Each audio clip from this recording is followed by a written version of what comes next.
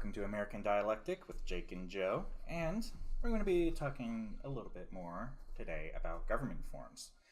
Last week, we were talking all about anarchy to democracy and republicanism, and just so we're clear, we are massive advocates for a republican style of system. But we want to discuss three additional forms of government organization: oligarchy, dictatorship, and totalitarian. And what do you think would be best for us to lead off on? Well, I think just like you said, a quick few notes on one that we are pretty much, in favor of republics. But you should study. I think that you should study government the same way you study history, cause and effect. Who was involved, key players, that kind of thing. Try to gain as big a view as you can, because the truth of the matter is you'll never understand it completely. There'll always be nuance that you'll never catch, whether you're talking about from capitalism to communism and everything in between. So, in my opinion, start with totalitarianism. I think it's the most interesting of the three. I personally agree, because for the long length of our history as a civilization, we've mostly operated under some form of aristocratic or noble type of rule, which is best understood as a dictatorship of some shape or form. Heck, a monarchy is a dictatorship on its own, but they had limits to their power. And what we're focusing on when it comes to totalitarian rule is authority is totalitarian. All power is derived and focused on a singular individual. What they say is law. What they say and want must be brought forth into the world. Unpack that for me, the dynamics of that. So, a totalitarian system would have, for example, Hitler.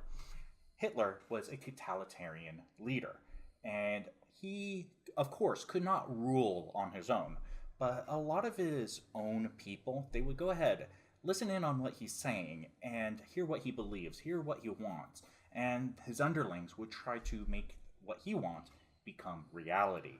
New laws were made in the shape of Hitler's idea. If a totalitarian says that a certain person or certain group of people or certain thing needs to happen to be destroyed, there is no recourse for you. Yeah. It must become. There's no one stopping them from achieving that goal. Mm-hmm. And totalitarian systems, they do have like legislative bodies, they do have their own Supreme Courts, and it would be in the style of interpreting what that totalitarian puts forth.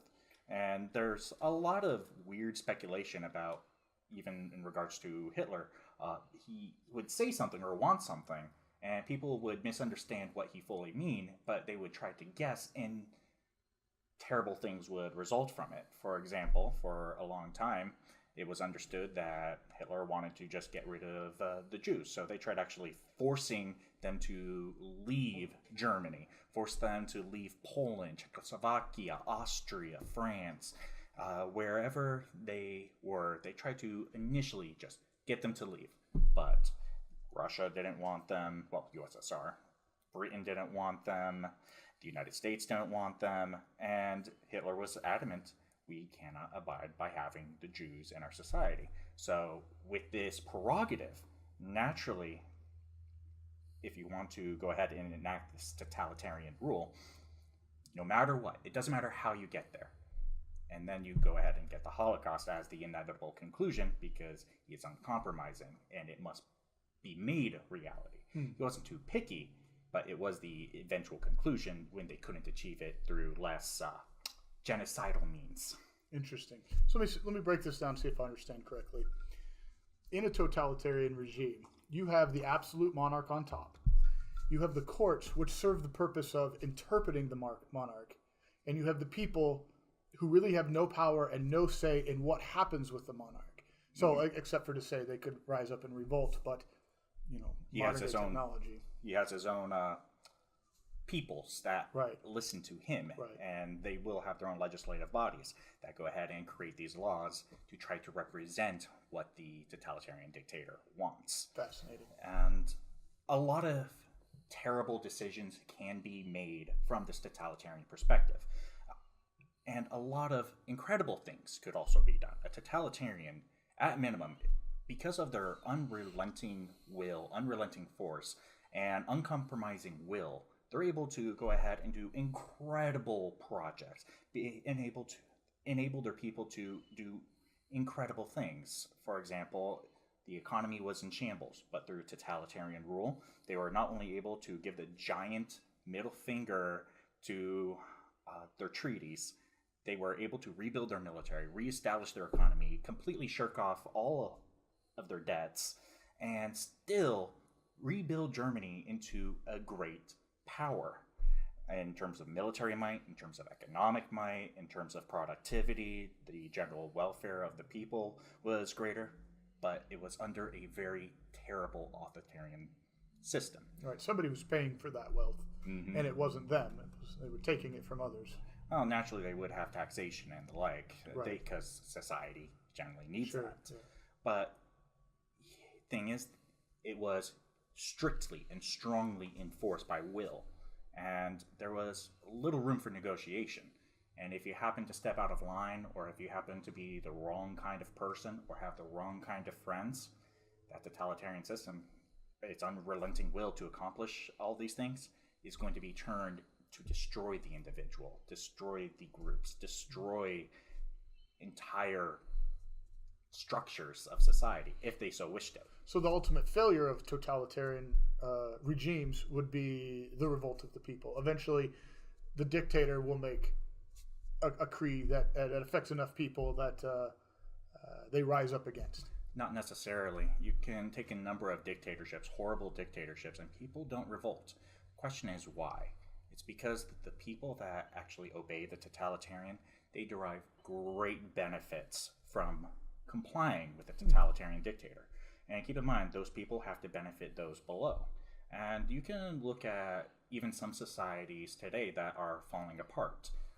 Some people will say Maduro's president, some people say he's a dictator, but keep in mind, how does he hold on to power? Through the military, by giving them great gifts and transferring wealth and treasure and state businesses over to the military so that the generals are paid. And if the generals are being well paid, and keep in mind, they're being paid not in their own currency, they're being paid in dollars, US dollars, in order to protect themselves. So they're living like kings over there. Oh, yes, very much so. Yeah. But these generals also have to keep their soldiers and officers happy. If they can't do that, then that's when things start falling apart. Right. It's a reason that a lot of dictators or totalitarians eventually shift everything over to a military type of rule, because if you have the guns, you can keep the people in check. Right. And if a soldier's living a better life than the common person, and you have a lot to lose, so you're invested in the survival of the regime. So the downfall would be, rather than the revolt of the people, it would be the tendency toward tyranny or physical detention of your people. Fear, ruling with fear, and that you would end up ruling with fear. It's absolute. There's no compromise. So, in that case, then, is it possible to have a benevolent totalitarian? Oh, hypothetically, yes, of course. You can always have an amazing, benevolent totalitarian. Yeah. But what happens after? Yeah. You don't know who's in charge next. Right. Interesting. So that's fantastic. I find these discussions on different forms of government just fascinating. I love them. Tell me this. How would one go about recognizing a totalitarian government? Like, if you were on the inside, what markers would you look for? If you were to actually go ahead and look for a totalitarian society, you would definitely want to see how top-down heavy it is. Totalitarian government is a top-down structure where all the authority is at the top and will go ahead and crush you underneath it in order to fit a certain vision that this totalitarian society has.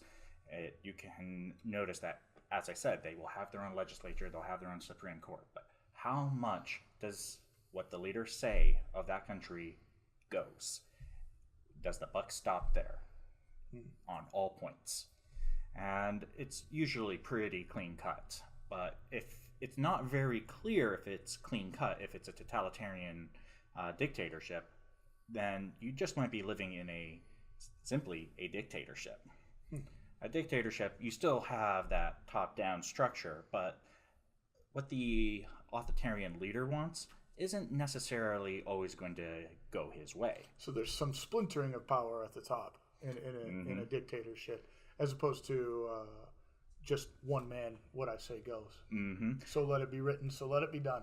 With a totalitarian dictatorship, all of your leaders, they are sycophants. They are obsessed with the leader. They are just concerned with what this one individual's vision is, and they believe in that vision. A dictatorship, everyone is different at the top. They want different things. And because they want different things, you need to do more to keep them happy, and anything good that comes out of a dictatorship is usually by accident and self-interest of keeping the people who keep you in power happy. Because what a dictatorship is all about is just keeping and maintaining power. The interest of the people, not so much. Yeah, let's talk about dictatorships, because it's on our agenda too, and it's very interesting. So it's essentially a dictatorship varies from a totalitarian regime at the top mostly, in that you may have 5 or 6 people who represent the entire power structure and it's always usually a lot more. They're just psychopaths. Sure, but it's just they dictate to the public. The public does not dictate to them. So it's very similar in a totalitarianism, or you could call it like a kingdom, right? So a kingdom would be a monarchy, totalitarian regime.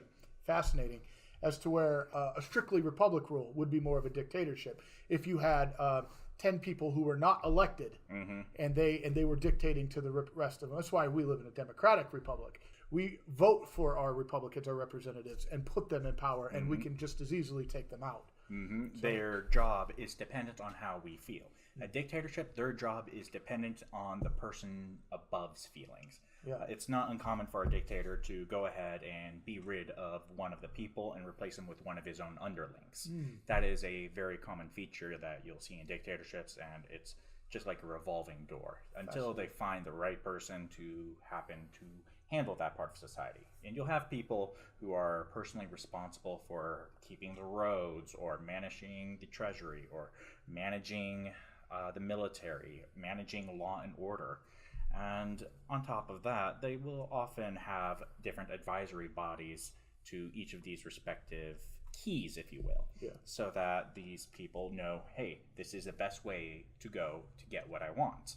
And the interests of the people still completely out the door, because it's not about the people. It's about the interests of those with power.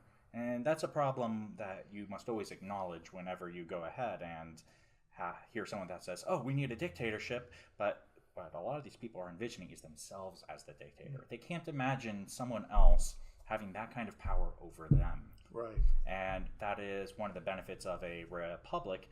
You can envision that person over you, and vice versa. So you have to play nicer. Whereas in a dictatorship, it might behoove you to eliminate them for good if they have the ability to replace you. So there's actually a giant talent shortfall in dictatorships, because talented people who actually genuinely care about their people, they don't live long. Right. They get replaced. They get replaced by people who have the interest of the dictator at heart. Or not the dictator, just the person above them. Right. Okay. And makes sense. Something like very clear cut you actually see in a military of a dictatorship. Take, for example, Egypt and Saudi Arabia. Their militaries are god awful. Reason being, you've served in the military, and you... let's be clear. I was not associated with the United States Armed Forces. I worked with a private company overseas.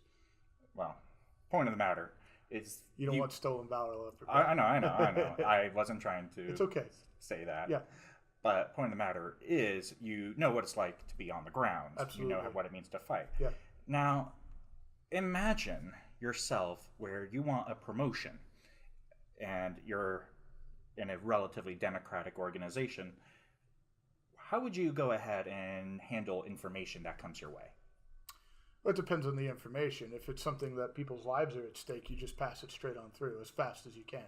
What? If you're looking for promotion, in that sort of situation, the best way is to outperform everybody else. Naturally. Be the person that they rely on. And imagine yourself in a position where the person above you might use the information that you pass on to try to oust someone else from power, or would use that information because, or hold that information because it might eliminate one of his pieces of competition.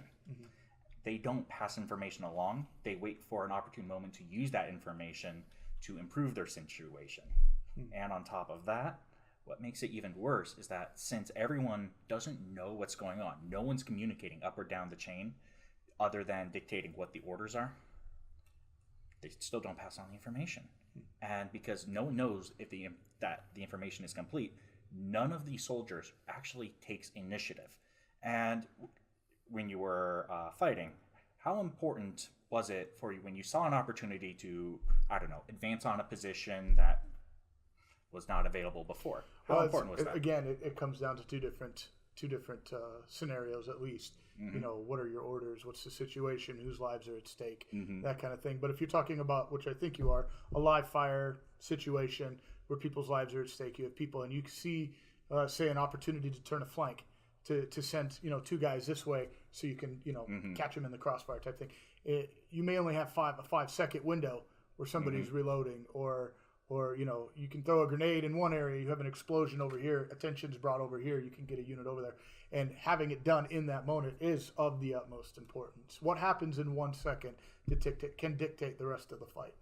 And that is what doesn't happen inside of the Saudi military, because no one wants to take that risk of, even if they go ahead and succeed any information that they would get, guess what? They're still going to hold on to it. They don't take any effort because it doesn't cost them anything. They don't need to believe in anything except, does this better my station? Right. And now take this logic and reasoning and pass this through all of society. Put this in all of your businesses. Put this in every single government organ. And you'll find that everyone is corrupt. That's actually really interesting. I can put an anecdote with that. Okay. Overseas, they used to call us soldiers of fortune, and I never understood it to be the insult that it was. Really? Yeah, I had no idea. I said, yeah, absolutely. I'm here for money. I'm not here for anything else. The majority of the foot soldiers over there that are associated with the U.S. military are not there for money. Perhaps maybe to gain a better station in life, but a lot of them fight for the love of country, for family and you know, duty and honor and country. And when they were calling us soldiers of fortune, it was an insult. They don't trust us. They wouldn't trust us over there, because in the end, I'm there for a paycheck, and if this is their view, and if my life's in danger, then you know, obviously the paycheck isn't worth it anymore. That was a lot of views. I did get, you know, certain things, sort of insults like that levied at me, and so that really dictates how you view your fellow soldier in the situation. If you trust the guy that has your back, you might do something a little more risky, knowing that you know, someone is watching and making sure that you're safe. But if they're going to treat you as a stepping stone, right? Or they may let you die in order to get away. You see what I'm saying? If they feel like the tables are turning, and pressure in a fight is everything. How you handle that pressure is everything in a fight, because you're not just going to overwhelmingly win every fight. There's always going to be resistance, and it's how you deal with that resistance that determines the outcome of the fight. So I can see that from a foot soldier standing. It's fascinating.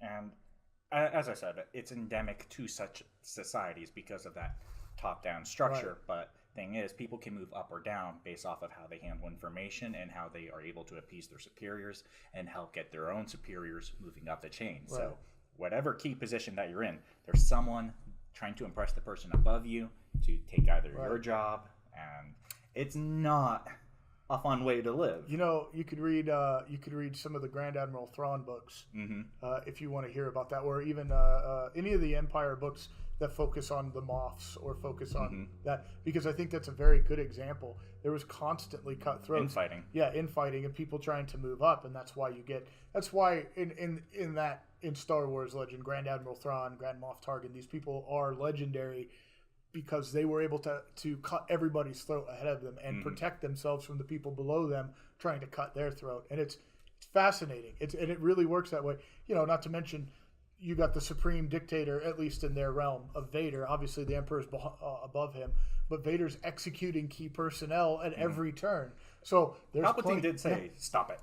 Yeah, excuse me. But there's potential for growth based on the destruction of your superiors. So. And not finding yourself on the other end of a force choke would be your key to success there. Fascinating. Any other distinctions between a dictatorship and a totalitarian regime? That more freedoms are definitely extended to the individual under a dictatorship, but it's just by a small margin, and it's because it benefits the dictator. Mm-hmm. It benefits the structure of the dictatorship. With a totalitarian, it typically tends to be very fascistic or communistic because you need to exist for something very specific. Mm-hmm. In a totalitarian society, you exist at the pleasure of the totalitarian dictator. Whereas the dictator in a dictatorship, you exist for not the dictator, but for the dictatorship. So naturally, because you need those extra freedoms in order to serve a variety of different functions to survive in that dictatorship. So that's a very important distinction to go ahead and make. It's not a lot, but you are afforded it just for different reasons. Interesting. Now, I think I got a good handle on those two now. The last subject on our list is an oligarchy. All right, oligarchy. It really is a step between a republic and a dictatorship. It's a weird mix, and a lot of people accuse the United States of actually being an oligarchy in of itself. Reason being, let's start with what an oligarchy is. An oligarchy is a number of powerful, typically wealthy individuals who make all the rules, usually kind of by committee of some kind. So there would be a number of powerful rich people. They're like, okay, we need this, we need that, we need to be able to privatize that or nationalize that, we need to regulate this. But these people, they're talking about an interest of strengthening their shared power on top of their individual power. An oligarchy is a failure for an oligarch to get more power over another oligarch to gain that dictatorship, because they're all checking on each other. Powerful individuals vying for power, but they have to make delicate networked friendships and alliances within the system itself in order to try to not only maintain their power, but grow in that power. So an oligarchy is a bunch of representatives. Not necessarily representatives. Okay, all right, let me rephrase. An oligarchy is a bunch of wealthy individuals who have and powerful. A moderate amount of their own power that are trying to find ways to combine with each other to gain more power over their fellow oligarchs in order to rise to dictatorship. It would be a logical conclusion to do that, and okay, not necessarily that they're trying to rise, but if they had the opportunity, right. Wouldn't you? Sure. And an oligarchy is it's just that. It's that one piece of failure where no one can finally truly rise to the very top. And a lot of republics may threaten to devolve into an oligarchy if powerful people, wealthy people, start putting their thumbs on the scales. For example, Donald Trump. I love him to death, keep in mind. But he could be understood easily to be an oligarch, considering not only is he the most powerful man in the world right now, he is substantially wealthy. And what he says in a lot of ways can kind of go, but he also stands in line with a number of other powerful, wealthy individuals, and they all share a common interest of how do we expand our respective power? How do we expand our respective wealth? And that is alienating the rest of society because the interests are for the oligarchs, not for the people. And that's where a dictatorship and an oligarchy kind of shake hands. It's the disinterest in the people, and the people just happen to be there, and you kind of need to keep the people happy enough still, because an oligarchy can also still be a republic at the same time. It's just the question is who holds all the real power. Right. Lobbying could actually be easily understood as a form of trying to maintain an oligarchy, because people will be presented with certain pieces of information or perspectives or certain promises like, hey, if you go ahead and help me out here, I'll make sure that your son gets a comfy $400,000 per year job at my corporation. So it's and how would one go about recognizing an oligarchy? Can you give us some examples? Maybe Russia through history. is the modern Russian state is a good understanding of what an oligarchy is. And Putin himself is an oligarch because is personally in charge of substantial amount of wealth. He's in charge of a number of important institutions. And how this oligarchy initially emerged was the collapse of the USSR. So it was dissolving a dictatorship, or totalitarian dictatorship. I would argue that the late USSR was definitely more of a dictatorship, whereas the earlier USSR was a totalitarian dictatorship, because the USSR had to actually give up a number of pieces of power, create new freedoms to generally improve the general welfare of the people. That could be a whole video in itself, right there. Oh God, yes. Yeah. And what happened after the USSR basically started disintegrating, a number of people started taking control of state assets, meaning that they were in charge of like the oil, they're in charge of energy, they're in charge of all sorts of infrastructure projects, things that is important for the functions of society. That's typically a mark of an oligarch. It's, or an oligarch in charge of transportation, arms manufacturing, what have you. And what they do is use the state to go ahead and have contracts with the state, with themselves, and transfer a lot of money out of the state coffers into their own personal coffers. And as long as these people are happy, they're going to go ahead and support the existing systems that they have. And what you'll actually go ahead and notice is in an oligarchy, like even in Russia, his second in command, Medvedev, and Medvedev was empowered before Putin, and Putin was underneath him. And as soon as Medvedev went ahead and stepped down, all they did is just switch places. And because of them switching places, did anything really change? Right. They're basically on the same side. I believe that they're both part of Единая партия, which means the United Party, or Единая Россия, the United Russian Party.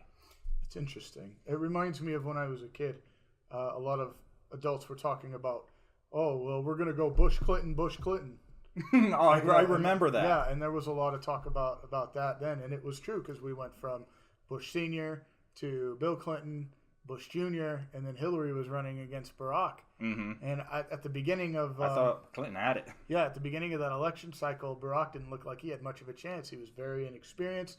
But, you know, that Obama swagger got us. That's actually a good point. And a lot of people actually would point to something like that, is that the United States is already an oligarchy. But the reason we aren't an oligarchy, I would personally argue, is that we aren't at that stage where that's an accidental happenstance. People can still break that chain. But the fact that we can break that chain, it's not necessarily an oligarchy, but it doesn't mean that we should not be on watch looking for when that chain where we are stuck with a handful of leaders that will never be replaced, that might be unelected. They might be appointed, or they're always basically trading seats around in power. We could do a whole video on deep state, too. It's a fascinating subject. They're the people who have the lesser degrees of power, but they don't actually leave their post. And who has the real power there when you've watched regimes change. That's a very fascinating topic.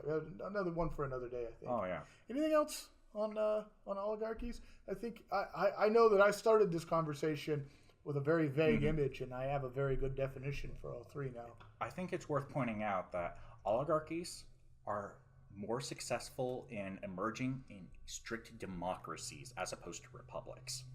Reason being, democracies can go ahead and as soon as they're elected, they can appoint powerful people. And since they have the will of the people specifically, as opposed to just representing the people, they can create a system in place that will perpetuate its power and eliminate the democracy. Interesting. And it's worth noting, a lot of oligarchies can be democratic. A lot of them can be borderline a dictatorship, but it's always flirting between those two lines. Fortunately, under an oligarchy, as opposed to a dictatorship, an oligarchy has substantially more freedoms because guess what? These oligarchs need a freer people to help produce their wealth. Right. They still are subject to the will of the people. A little more. Yeah, a little more, as opposed to a dictator who can just say, do it or I'll kill you. Same with well, I would say more totalitarian regime could say, do it or I kill you. The dictatorship would have to say, they would need permission. Yeah, we think that you should do it or we'll kill you. Mm-hmm. So it's fascinating. Very interesting. Very interesting.